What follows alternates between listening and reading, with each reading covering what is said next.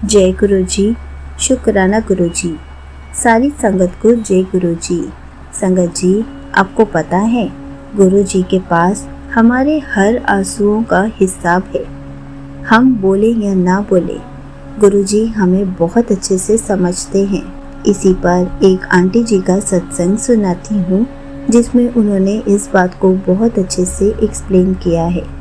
ये सत्संग पूरा ज़रूर सुनिएगा, आपको बहुत अच्छे आंसर्स मिलेंगे। तो चलिए आंटी जी का सत्संग सुनाती हूँ। आंटी जी का नाम साक्षी आंटी है। उनकी उम्र 30 के आसपास है। वो नौकरी में व्यस्त, परिवार के लिए समर्पित, लेकिन भीतर से एक गहराई भरी चुप्पी की मारी हुई थी। हर दिन वो ऑफिस जाती, घर लौटती, माँ के घुटनों में तेल लगाती और फिर अपनी बालकनी में बैठकर आसमान को देखती, जैसे कोई खोया हुआ जवाब तलाश रही हो। उनकी आंखों में हमेशा कुछ न कुछ बहता रहता था। कभी बाहर आकर आंसू बन जाता, कभी भीतर दबा रह जाता। कोई देखता तो कहता, साक्षी तुम तो हंसती बहुत हो, इतनी पॉजिटिव हो, लेकिन दिल की कहानी तो बस वही जानती थी। साक्षी आंटी कभी कभी सोचती थी, क्यों इतनी भावुक हूँ मैं, क्यों हर बात दिल पर ले लेती हूँ, क्या ये आंखें बोलने लगती हैं। और तभी एक दिन उन्होंने YouTube पर एक वीडियो देखा। एक दिव्य आवाज़ आई, तेरे आंसुओं का हिसाब है मेरे पास, तू बोले ना बोले, तेरा गुरु तुझे समझता है। वो ठिठक गई। लगा किसी ने उनकी छाती चीर कर उनकी सिसकियां सुनी है। पहली बार ऐसा लगा जैसे कोई है जो कह रहा है, मुझे तेरी खामोशी भी सुनाई देती है। साक्षी आंटी की जिंदगी उस दिन बदल गई जब उन्होंने पहली बार गुरु जी का नाम सुना। वो ना तो किसी सत्संग में गई थी, ना ही किसी को जानती थी जो उनसे जुड़ा हो, लेकिन उस एक YouTube वीडियो ने जैसे उनके दिल की जमी बर्फ को पिघला दिया था। तेरे आंसुओं का हिसाब मेरे पास है। इस वाक्य ने उन्हें रात भर सोने नहीं दिया। अगली सुबह वह बहुत समय बाद एक पुरानी सहेली नीलिमा को फ़ोन करती है, वो जो हमेशा कुछ ना कुछ आध्यात्मिक बातें करती थी। नीलिमा, एक नाम सुना है, गुरुजी, क्या तुम जानती हो उनके बारे में? नीलिमा ने गहरी सांस ली और बोली, जानती नहीं, जीती हूँ उन्हें। वो सिर्फ गुरु नहीं, वो साथ है।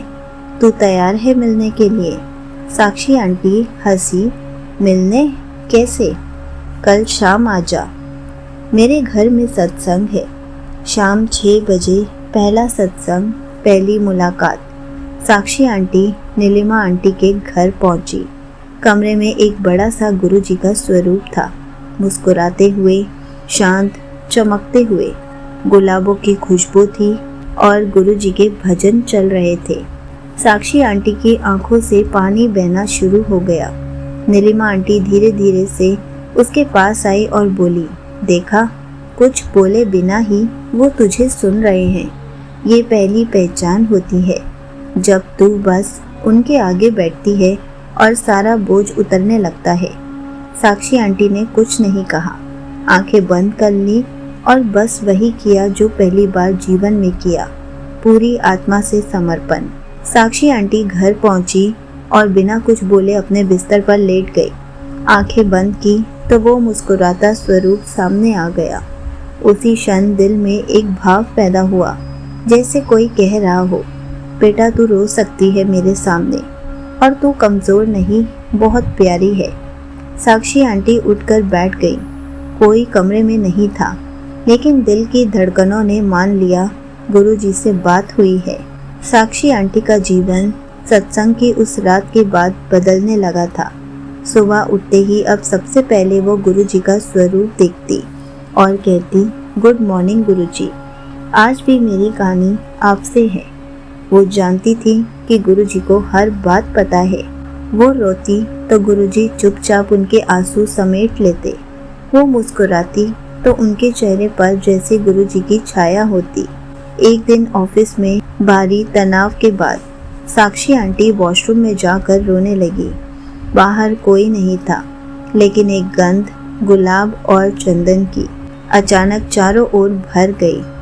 वो घबरा गई। बाहर आकर देखा तो दीवार पर एक छोटा सा स्वरूप लगा हुआ था, गुरुजी का स्वरूप। उनकी आंखों से आंसू फिर बह निकले, लेकिन इस बार डर से नहीं, प्रेम से। गुरुजी, आप यहाँ भी हो? दिल से आवाज आई। जहाँ तू है वहाँ मैं हूँ। साक्षी आंटी का दिल कई सालों से चोटों से भरा हुआ था। बचपन में पापा की बेरुखी, कॉलेज में टूटा हुआ रिश्ता और शादी का प्रस्ताव जिसे ठुकरा दिया गया क्योंकि वो बहुत इमोशनल है। उन्होंने खुद से कहा था, अब किसी को नहीं बताऊंगी कुछ भी, लेकिन गुरुजी के आगे वो सब बता रही थी, बिना शब्दों के। हर दिन उनके जीवन की किसी कोने से कोई गांठ खुलती और हर गांठ के साथ उन्हें लगता, गुरुजी, ये तो मैंने कभी किसी से नहीं कहा था और आप सब जानते हो। एक रात सपने में गुरुजी आए और बोले, तेरे आंसुओं ने ही तुझे यहाँ तक पहुँचाया है। तूने जो सहा है वो बेकार नहीं जाएगा। तेरा हर पल अब मेरी निगरानी में है। चिंता छोड़ दे। उस दिन से साक्षी आंटी ने एक वाक्य अपने जीवन में लिख लिया, जब तू गुरुजी के शरण में है तब कोई तुझसे कुछ नहीं छीन सकता, ना शांति, ना प्रेम, ना भविष्य। 1 महीना भी नहीं हुआ था कि साक्षी आंटी की माँ, जो वर्षों से गठिया से परेशान थी, बिना दर्द के चलने लगी। डॉक्टर ने कहा, ये चमत्कार है, हमने ऐसी रिकवरी नहीं देखी। साक्षी आंटी मुस्कुराई। डॉक्टर साहब, गुरुजी ने केस अपने हाथ में ले लिया है। साक्षी आंटी अब हर हफ्ते नीलिमा आंटी के घर सत्संग में जाने लगी थी।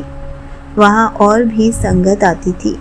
कोई माँ के लिए दुआ मांगता था, कोई नौकरी के लिए, लेकिन साक्षी आंटी, वो तो बस बैठती और आंखों से झरझर पानी बहता। किसी ने एक दिन धीरे से पूछा, आंटी जी, आपको क्या तकलीफ है? हर बार आप रोती क्यों हैं? साक्षी आंटी मुस्कुराई, आंसू पोंछे और कहा, मेरे अंदर जो दर्द था वो मैं खुद भी भूल चुकी थी, पर गुरुजी ने उसे पहचान लिया।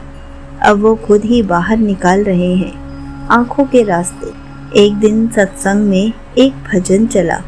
साक्षी आंटी की आंखें बंद हुई और अंदर से आवाज आई, तेरे रोने का कारण अब तुझसे नहीं, मुझसे जुड़ चुका है। ये आंसू अब तेरे दर्द के नहीं, तेरे प्रेम के हैं। उन्होंने आंखें खोली तो देखा, गुरुजी के स्वरूप से तेज प्रकाश निकल रहा है। वो घबरा गई, लेकिन अंदर से आवाज फिर आई, डर मत, तू अब मेरी संगत है। उस दिन के बाद साक्षी आंटी ने रोना नहीं रोका, लेकिन अब उनका रोना दुख से नहीं, गुरुजी के प्रेम से था। कुछ रिश्तेदारों ने ताना मारा, ये क्या नाटक है? सत्संग में रोना, रोज रोज मंदिर जाना, कुछ काम धंधा भी करती हो या नहीं? साक्षी आंटी चुप रही, लेकिन अगले ही दिन उनके रिश्तेदार के घर में बिजली का झटका लग गया और किसी अनहोनी से बचाव हो गया। वो खुद आकर बोली, साक्षी, हमें भी अपने गुरुजी से जोड़ दे। साक्षी आंटी ने मुस्कुरा कर कहा, जिसके लिए तुमने मुझे ताना मारा, आज वही तुम्हारे घर के रक्षक बन गए। अब साक्षी आंटी का रोना भी एक प्रार्थना बन चुकी थी। साक्षी आंटी ने जब से गुरुजी की शरण ली, उन्होंने कभी कोई मांग नहीं रखी, ना नौकरी के लिए, ना पैसे के लिए, ना शादी के लिए। बस रोज कहती थी, गुरुजी, जैसे आप चाहो वैसा ही हो। और यहीं से शुरू हुआ वो अद्भुत दौर, जहाँ मांगे बिना उन्हें वो सब मिलने लगा जिसकी उन्होंने कभी कल्पना तक नहीं की थी। गुरुजी की पहली इनविजिबल कृपा, घर में सुख और शांति। पहले जहाँ साक्षी आंटी और उनकी माँ के बीच हर बात पर टकराव होती थी, अब वहाँ एक शांति आ गई थी। माँ, जो हमेशा शिकायत करती थी, तू मेरी बात नहीं समझती, अब वही कहती थी, तेरे अंदर बहुत कुछ बदल गया है, तू अब बहुत शांत हो गई है। साक्षी आंटी मुस्कुराई। उन्हें पता था ये बदलाव उनका नहीं था, ये तो गुरुजी की कृपा थी। वो नौकरी जो कभी मिलती ही नहीं थी। 3 साल से एक ही पद के लिए कोशिश कर रही थी साक्षी आंटी, लेकिन रिजेक्ट हो जाती थी। इस बार बिना तैयारी के उन्होंने फिर अप्लाई किया, सिर्फ ये कहकर, गुरुजी अगर आपकी मर्जी है तो कर देना। रिजल्ट आया और सिलेक्शन हो गया। साक्षी आंटी ने कोई जश्न नहीं बनाया, बस गुरुजी के स्वरूप के सामने बैठकर कहा, मांगा कुछ नहीं था, आपने सब दे दिया। साक्षी आंटी की उम्र बढ़ती जा रही थी और रिश्तेदार ताना देते थे, अब कौन करेगा इससे शादी। माँ परेशान थी लेकिन साक्षी आंटी शांत थी। एक दिन सत्संग के दौरान अंदर से आवाज आई, मैंने तेरे लिए कुछ चुना है, धैर्य रख। 3 महीने बाद एक सत्संग में उनकी मुलाकात विवेक अंकल से हुई, एक सरल आध्यात्मिक युवक जो गुरुजी की ही संगत थे। कुछ ही हफ्तों में रिश्ता तय हो गया। रिश्तेदारों ने कहा, ऐसा चमत्कार तो सिर्फ फिल्मों में ही होता है। साक्षी आंटी ने मुस्कुराकर जवाब दिया, गुरुजी की कृपा फिल्म नहीं फील होती है। गुरुजी का सबसे बड़ा वरदान, आत्मा का चैन।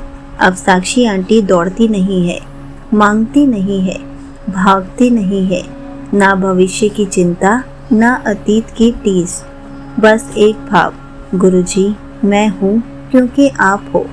गुरुजी ने आंटी जी को बिना मांगे सब कुछ दे दिया। अब उनकी लाइफ में सिर्फ खुशियाँ ही खुशियाँ हैं। अब आंटी जी अपने अंकल जी के साथ अच्छे से रह रही हैं और बहुत खुश भी हैं क्योंकि वो भी गुरुजी की ही संगत है। यहीं पर आंटी जी का सत्संग समाप्त होता है। गुरुजी हमें हर पीड़ा से बाहर निकालते हैं। गुरुजी हमसे टेलीपैथी के थ्रू बिना शब्दों के दिल से दिल तक बात पहुंचा देते हैं।